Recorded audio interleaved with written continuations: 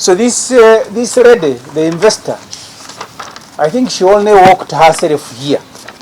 And then Museveni said, for us, we'll give you land and give you money to invest. Uganda is a very good country. That you are an investor, but you just come with your bag and they give you everything, land and money. So our view as FDC is that people who are making this sort of investment ought to be aware that these things are being assigned when the country is at gunpoint under Museveni. There is very little that the country can do. As soon as Museveni is out of power, these are candidates for dishonoring these agreements and money. I don't see Uganda paying penalty. In fact, what we will do is to issue an international arrest warrant for her to return our money when Museveni has gone. Because there is no way you walk into a country that is borrowing and the money to service a debt is 16 trillion, and you walk into a country's treasury and you pick 340 billion, and the same man continues budgeting for you money. So where did this woman go to borrow money? And the worker that is supposed to be in the war is not there. And I have told you that is part of the reason we pay interest of 7 trillion on money borrowed, because we borrow money to give to Pineti and others. That's what this government does every year. Go to commercial banks, pick bonds and treasury memoranda, get money, and then begin splashing. A country that is running a debt management fund of 16 trillion, you cannot afford just to play with money like we are doing. So we want to warn Pineti and other investors in the same category that please, you can do these things. Of course, Fasha has been a little bit smarter, that she wants these things done very quickly. Because if all the money is paid within 1 year, so by the time Museveni is out of power, she may have run away with our money. So what we will remain with is to issue an international warrant, or international arrest warrant to get her, or to get our money back. We have, as I said, as FDC, we simply have no problem with people coming to invest in Uganda, but we have a problem with investors of this category. And of course, this also goes to warn local investors in court, because I'm not sure they are investors themselves. People like Sudhir Ruparelia. Sudhir Ruparelia took over more than 10 acres of what used to be Shimon Demonstration School and Shimon PTC. Constructed there, I think it's a 12-floor building. Parliament alone on that building is paying 9 billion shilling per year. Parliament alone. 8 billion, Parliament occupies 6 floor for 8 billion. 1 billion is for parking. Can you imagine?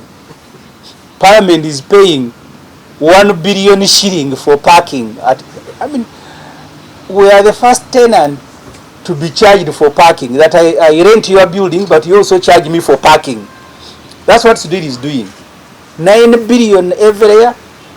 1 billion is for parking at Shimon. You can look at the agreements. But Parliament is not the only one occupying that building. There is Ministry for East African Affairs.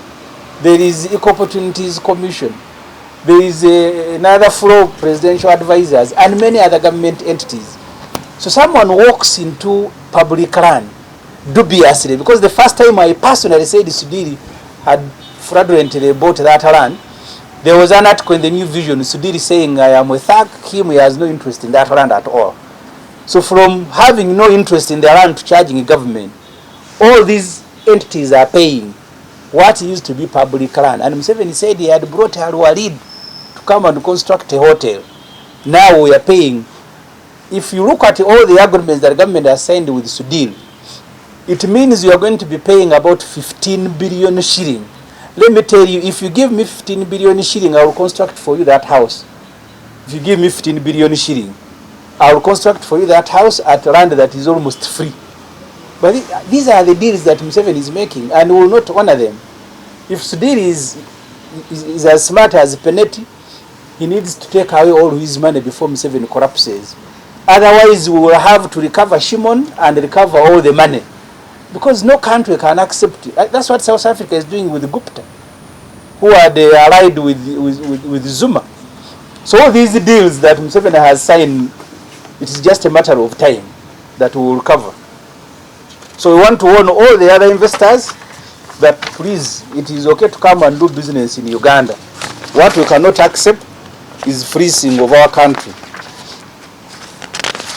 One more issue is the abuse of the military. We welcome a suit that has been filed by lawyer Gawaya Tegure in the Constitutional Court, seeking declarations against Lieutenant General Muhoozi Kainerugaba, General Wilson Mbadi, and the Attorney General. So we associate ourselves as a party to that suit. The UPDF, the Constitution and UPDF Act are very clear. You do not indulge in politics when you are serving military officer. And we have had a number of military officers court-martialed. Henry Tumukunde, Lieutenant General, was court-martialed 2005 because he made utterances while appearing on CBS and Radio 1. There are others along the way who have survived. Colonel Dr. Kizabesigye Jr. got court-martialed in 1999. David Ssemujju has been in court himself. So who is Muhoozi Kainerugaba to act outside the law?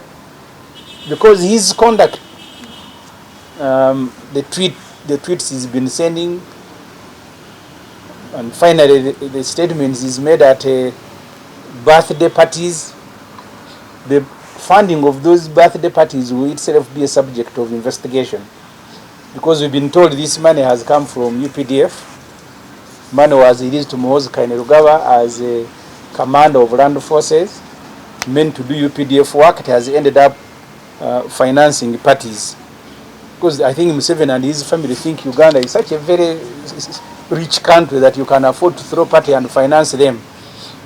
So we are suffering because of many things, but there is money to fund Muhoozi Kainerugaba's. The same things. You need to look. I have provided you information regarding health.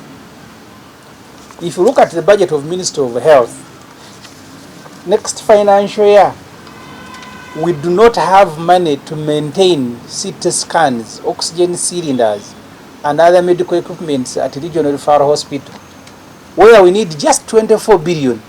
Ministry of Finance and the Health are saying, no, we don't have that money to maintain those equipments. In Regional Referral Hospitals, Mbarara, Masaka, Iganga, etc. But there is money to pay Penet. Ministry of Health has no money to maintain the medical equipment in the Regional Referral Hospital.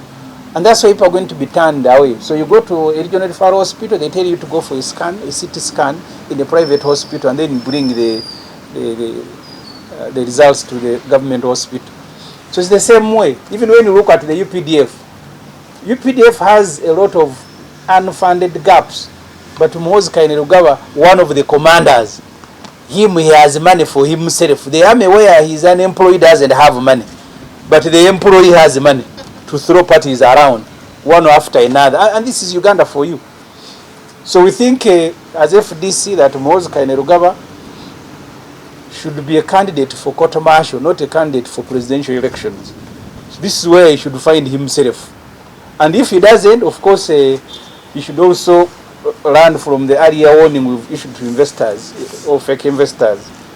His day to go and report for these crimes will come. And I think Mr. Museveni he owes it to his family. Draw a list of his property and share it with the family. Then the family will know that Uganda is not one of Museveni's property. That when he dies, Uganda is also to inherit. And I think that's what is disturbing Muhoozi. He thinks that Uganda is a property of his father. So when the father grows old and maybe you think he's about to die, you begin preparing to inherit Rwakitura, Kisozi, and Uganda. So he needs to know this, that this country is owned by 45 million people, not his father. His father can hold the country at gunpoint, but it's just a matter of time. Ask what happened to Gaddafi's children. They thought Libya was for their father, even issuing warnings. You saw what Muhoozi told Karamajong, hell is coming to you. The one of Gaddafi told the people of Benghazi that you are going to come and spray you like an insect. They have the same mentality and language because there are guns all over their sitting rooms and bedrooms. So that's what Muhoozi thinks, that this is a part of our inheritance. So the dad has grown old. we must now begin positioning ourselves to take off. So Museveni, please, just compile a list of your property and share it with your family. When you do, they will stop dreaming that Uganda is one of them and therefore available to be inherited.